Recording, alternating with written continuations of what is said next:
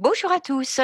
Dans notre podcast d'aujourd'hui, Marie-Josée, notre martiniquaise d'adoption, nous invite à quelques réflexions sur les choses simples de la vie au travers de ses souvenirs d'enfance dans son pays natal, le Québec. Bonjour Marie-Josée. Bonjour Marie-Josée. Bonjour à vous deux. Alors Marie-Josée, avant tout, quelques nouvelles de la situation actuelle en Martinique. Avec la réouverture des commerces, on peut parler d'assouplissement des mesures. J'imagine que pour vous, comme pour tout le monde, c'est tout de même un soulagement, bien qu'il reste beaucoup à faire.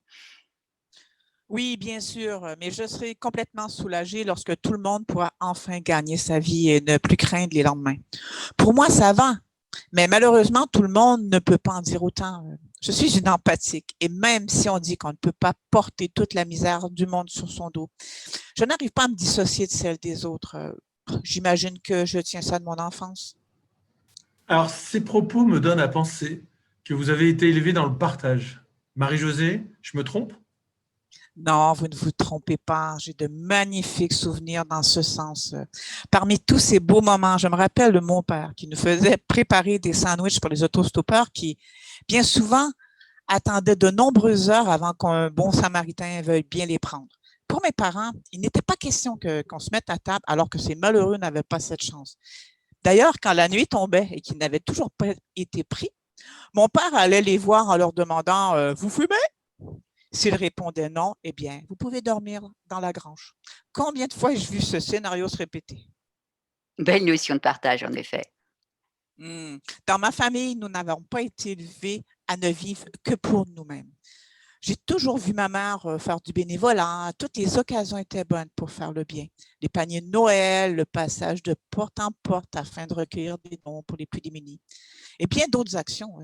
Nous n'étions pas des gens riches de fortune. Et ma mère était connue pour sa générosité et son honnêteté. Et quand ma maman est malheureusement décédée, l'église était remplie à un point tel que beaucoup ont dû suivre la cérémonie depuis l'extérieur. Dans l'assistance, il y avait des personnes handicapées, des personnes âgées. On pouvait voir leur peine et constater à quel point elle avait été importante pour eux. Et certains étaient même effrayés à l'idée d'avoir à apprendre à vivre sans elle. Sans le savoir, elle était devenue une star. Alors Marie-Josée, vous trouvez que cette grandeur d'âme se perd aujourd'hui? J'hésiterais à généraliser et j'aurais tendance à parler de circonstances atténuantes. Le monde s'est créé des besoins. Ce qui était un luxe hier est devenu une nécessité aujourd'hui. Et tout va très vite. On ne prend pas le temps de se poser pour réfléchir. Et quand on s'arrête, c'est plutôt pour se divertir, comme si on avait peur de penser. On vit dans une époque où on accorde plus d'importance au plaisir qu'au bonheur. Et je dirais même qu'on ne fait même pas la différence entre ces deux mots. Alors ça, c'est très intéressant, effectivement, cette différence entre ces deux mots, plaisir et bonheur. D'après vous, bonheur et plaisir sont deux choses bien différentes, justement? Ah ben pour moi, très différentes. Quand nous étions enfants, on se baignait dans les rivières, nous avions des balançoires dans les arbres, patinions sur les lacs. Quand arrivait le temps des récoltes ou des déménagements, les adultes s'unissaient tour à tour pour se prêter mutuellement moins fortes. Les enfants aidaient du mieux qu'ils pouvaient, mais s'éclataient à coup sûr. Alors que maintenant, aider son voisin est presque devenu une corvée. C'était de beaux moments de plaisir, j'imagine. Ah, c'était grandiose. On finissait nos journées à rigoler autour de tabliers qui nous paraissaient à perte de vue. Nous, les enfants, ils sont fatigués, les parents exténués, mais tout le monde était heureux. On se faisait plaisir aussi. Certains dimanches d'été, nous partions avec mes oncles à la pêche aux palourdes. Nous les faisions ensuite cuire sur un feu de grève en chantant à tue-tête. C'était magnifique, c'est Waouh, inoubliable. de beaux souvenirs, en effet. Mais les temps ont changé et les activités sont différentes à présent. Oui, très de nos jours. Les enfants sont accrochés à leurs jeux vidéo, mettent de moins en moins le nez dehors, ont hâte de grandir pour enfin avoir leur téléphone dernier cri.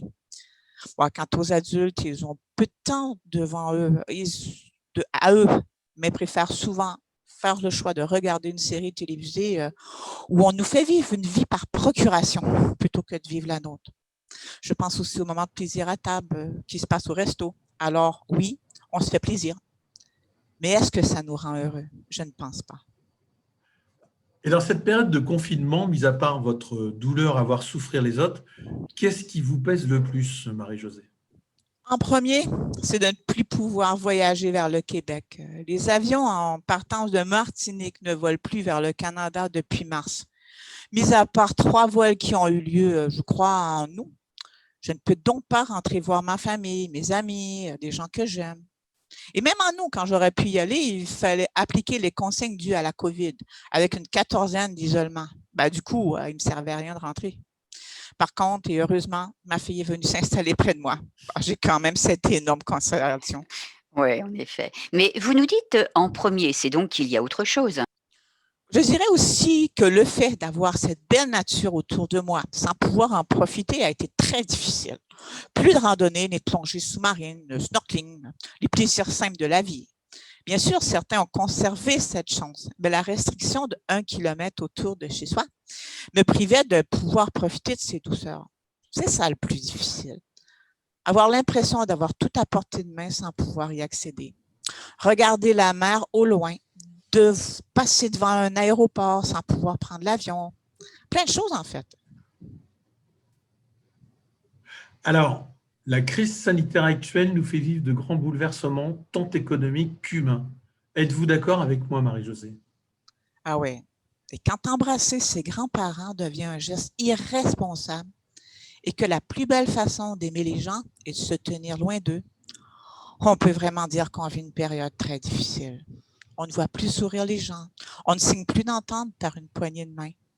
Il faut choisir qui on invitera à Noël et sanitairement, entre guillemets, idéalement, éviter les plus vulnérables alors que ce sont eux qui en auraient le plus besoin.